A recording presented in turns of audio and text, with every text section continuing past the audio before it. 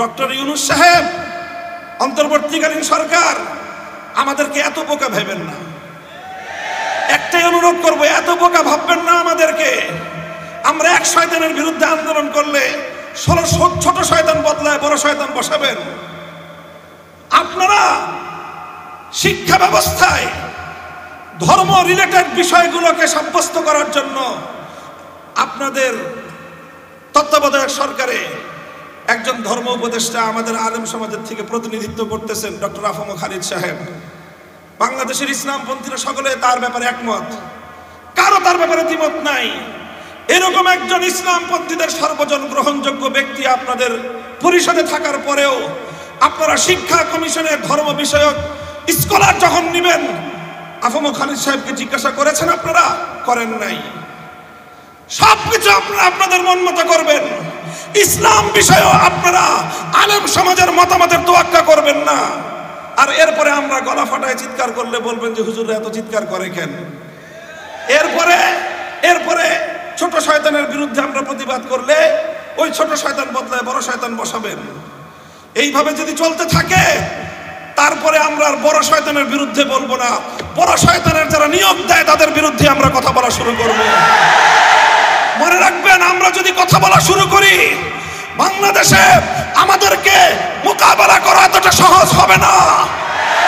কারণ আমরা যতটা সহজে আল্লাহর দ্বীনের জন্য রক্ত দিতে পারি আর কেউ এতটা সহজে রক্ত দিতে পারে না। আমরা রক্ত দিয়ে শাপলা চত্বর রঞ্জিত করেছি, আমরা রক্ত দিয়ে হাটহাজারী রঞ্জিত করেছি, আমরা রক্ত দিয়ে শহীদ বাড়িয়ে তৈরি করেছি। টেকনাফ থেকে তেতুলিয়া আমরা যে পরিমাণ রক্ত দিয়েছি ফ্যাসিবাদের মোকাবেলায় আর কেউ এতটা রক্ত দেয় নাই।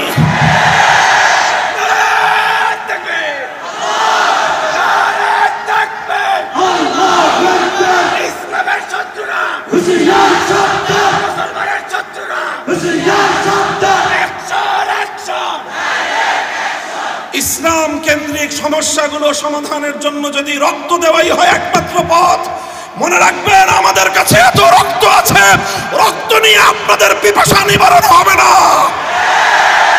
আমরা বহু রক্ত দিতে পারবো, আপনারা সে রক্ত পান করে শেষ করতে পারবেন না।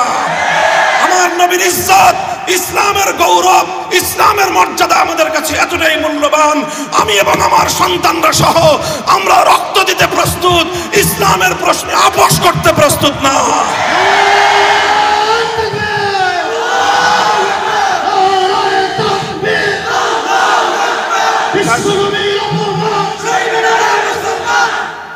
আমাদের খুব বিনীত অনুরোধ থাকবে, নিবেদন থাকবে, শিক্ষা ব্যবস্থা হোক, আইন সংস্কারের ক্ষেত্রে হোক, বিশেষ করে এই দুটো জায়গার কথা আমি উল্লেখ করলাম। শিক্ষা কমিশন এবং আইন সংস্কার কমিশন, আপনারা যাই করবেন ইসলামের নামে ইসলামিক স্কলার হিসেবে একজন ব্যক্তিকে আপনারা সেখানে সিলেক্ট করবেন যে লোকটা নবীর হাদিস অস্বীকারী। এই ধরনের তামাশা আমাদের সাথে করবেন? আপনারা কি মনে করতেছেন যে তামাশা করে আমাদেরকে আপনারা লাজবাব করে দিবেন? মনে রেখেন, আমাদের পিঠ যদি দেয়ালে ঠেকে যায় তখন আমরা যে প্রতিক্রিয়া দেখাবো ওই প্রতিক্রিয়া সামাল দেওয়ার শক্তি না বাংলাদেশের আছে, না ভারতের আছে, না আমেরিকার আছে। কারণ আমরা জীবন মৃত্যুর পরোয়া করি না যখন আমার নবীর ইজ্জত এবং আমার নবীর আনিত দ্বীন ইসলামের স্বার্থের প্রশ্ন এসে দাঁড়ায়। আবার আপনাদেরকে খুব শান্ত নম্র ভাষায় পরামর্শ দিচ্ছি, ধর্ম রিলেটেড যে কোনো সমস্যাগুলোর সমাধান আপনাদের মন মতো করলে হবে না। আপনাদের মাঝে আমাদের প্রতিনিধি আফম খালিদ হোসেন সাহেব আছেন, ওনার কাছ থেকে প্রত্যেকটি ধর্মীয় বিষয়ে পরামর্শ নিয়ে আলেম সমাজ রয়েছে, হেফাজতে ইসলাম রয়েছে, অন্যান্য ইসলামিক মহলগুলো রয়েছে, তাদের কাছ থেকে জিজ্ঞাসা করেন। আহলে হাদিসরা আছেন, এদেশে সুন্নিরা আছেন, দেওবন্দিরা আছেন, আমরা সকলেই ইসলামের মৌলিক প্রশ্নে কিন্তু একমত। এই অজুহাত দেখাতে পারবেন না যে হুজুর এই তো 14 রকম কথা বলে। হাদিস ইনকারের বিষয়ে আমাদের সকলের বক্তব্য এক। আপনারা যে আইনগুলো সংস্কার করেছেন সেই আইনগুলো সংস্কারের প্রস্তাবনার বিরুদ্ধে সমস্ত হুজুররা একমত।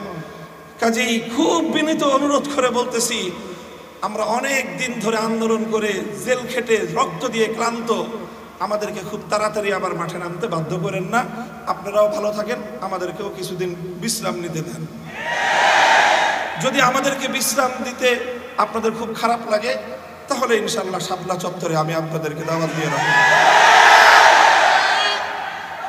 করবার কোনো সুযোগ থাকবে না। পুঁজিবাদী দেশগুলোর কর্ণধাররাও মুসলমানদের কাছে জবাবদিহিতার কাঠগড়ায় দাঁড়িয়ে যেতে বাধ্য হবে। এজন্যই তারা রাসূল সাল্লাল্লাহু আলাইহি ওয়াসাল্লামের সিরাতকে মুসলিম সমাজ থেকেও বিদায় করে দেওয়ার সব ধরনের আয়োজন করছে। এই পরিপ্রেক্ষিতে আমাদের ঐতিহাসিক দায়িত্ব এবং কর্তব্য এসে দাঁড়ায় যে আমরাও তারা যেটা চাচ্ছে তাদের প্রতি কোনো ধরনের ভয় ভীতি আমাদের অন্তরের মধ্যে রাখা চলবে না। পশ্চিমা সভ্যতার, ইউরোপ এবং আমেরিকার যে ভীতি এবং তাদের যে রব, তাদের প্রতি যে একটি আমাদের অন্তরের মধ্যে একটি হীনমন্যতা রয়েছে, মুসলিম জাতিকে আজকে এই হীনমন্যতা থেকে বেরিয়ে আসতে হবে। তাকিয়ে দেখো, আমাদেরকে অনেকে বলে যে আপনাদের কাছে আজকের আধুনিক এই পৃথিবীতে আপনাদের কাছে বাস্তবায়ন করার মতো কি অর্থ ব্যবস্থা আছে? এতদিন পর্যন্ত আমরা তাত্ত্বিক কথা বলতাম, এখন বলবো তাকায় দেখো, ইমারতে ইসলামিয়া মোল্লারা পরিচালনা করছে, দেওবন্দি উলামায়ে কেরাম পরিচালনা করছে। সেখানকার এই মাদ্রাসার হুজুর এবং শিক্ষকরাই ইমারতে ইসলামিয়ার টপ টু বটম গোটা প্রশাসন সবকিছু তারা পরিচালনা করছে। তোমাদের মতো এত ডক্টর সেখানে নাই। তাকায় দেখো আজকে তোমার বাংলাদেশের, আমি ডক্টর ইউনূস সাহেবকে অ্যাড্রেস করে বলি, আপনার বাংলাদেশের অর্থনীতির গতি দেখেন, প্রবৃদ্ধির তুলনা করেন ইমারতে ইসলামিয়ার অর্থ ব্যবস্থার সঙ্গে, মাথা হেট হয়ে আসবে, লজ্জায় মাথা নিচু হয়ে আসবে আপনাদের। আজ ইমারতে ইসলামিয়া সারা পৃথিবীতে অর্থনৈতিক প্রবৃদ্ধির রোল মডেল হিসেবে সারা দুনিয়ার সামনে আদর্শ স্থাপন করেছে, এবং এটা হয়েছে শুধুমাত্র মুহাম্মদ আরবি সাল্লাল্লাহু আলাইহি ওয়াসাল্লাম প্রণীত অর্থনীতির নীতিগুলো অনুসরণ করার বদৌলতে। এবং এটা সম্ভব হয়েছে মোল্লাদের মাধ্যমেই, আলেম সমাজের মাধ্যমেই, যারা মাদ্রাসা পড়ুয়া তাদের মাধ্যমেই। হীনমন্যতার কোনো কারণ নাই।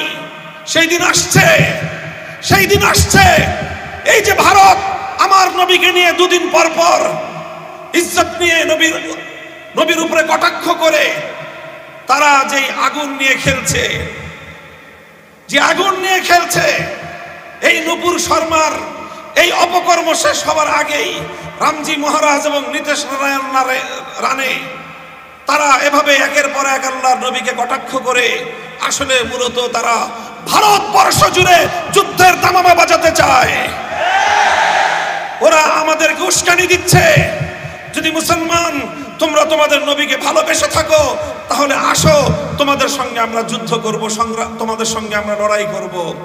আলহামদুলিল্লাহ, আমাদের স্বাধীন ভারতের বাইরে, ইন্ডিয়ার বাইরের অন্য স্বাধীন মুসলিম দেশগুলোর কথা তো পরে, খোদ ভারতে মুম্বাই অভিমুখে লাখো নবী প্রেমিক জনতার লং মার্চ আজকে গোটা ভারতকে থরথর করে কাঁপিয়ে দিয়েছে। আমরা ভারতের মুসলমানদেরকে অভয় দিতে চাই, তাদেরকে সহমর্মিতা জানিয়ে বলতে চাই, যদি নরেন্দ্র মোদীরা হিন্দুত্ববাদ প্রতিষ্ঠার জন্য আমার নবীকে বারবার আঘাত করতে চায়, আমরা এই উপমহাদেশের প্রায় 100 কোটি মুসলমান ভারতকে খান করার জন্য যা করতে হয় তাই করব আমরা।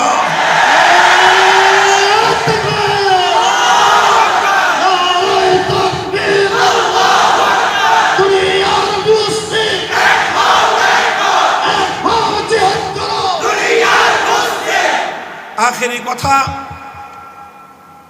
আমাদের অন্তর্বর্তীকালীন সরকারের উপদেষ্টাদেরকে বলি, দেখেন একটা আমি স্মৃতিচারণ করি অতীতের এক সময়ের। বিরোধী দল আন্দোলন করতেছে, বিরোধী দল একটা ইস্যু নিয়ে আন্দোলন করতেছিল। কি ইস্যু? এই যে এই নির্বাচন কমিশনার, প্রধান নির্বাচন কমিশনারকে আমরা মানি না, নাম ছিল তার আব্দুল আজিজ কমিশন মানি না। সরকার বলল ঠিক আছে, আজিজ কমিশনার মানো না, তাহলে বদলায় দিই আমরা। বদলায় দিল আরেকটা প্রধান নির্বাচন কমিশনার নাম হলো মাহফুজ। ও আসলো যখন বিরোধী দল দেখলো এটা তো আরো বড় তাদের জন্য সমস্যা। যখন সরকারে থাকে তখন বিরোধী দলকে বিরোধী মতের সংগ্রাম এবং আন্দোলনগুলোকে দমন করার জন্য এই ধরনের অপকৌশল অনেকেই আশ্রয় নেয়। যে প্রথম দেয় ছোট শয়তান, ছোট শয়তানের বিরুদ্ধে প্রতিবাদ করলে কয় ঠিক আছে বদলায় দিলাম, বদলায় বসায় বড় শয়তানকে।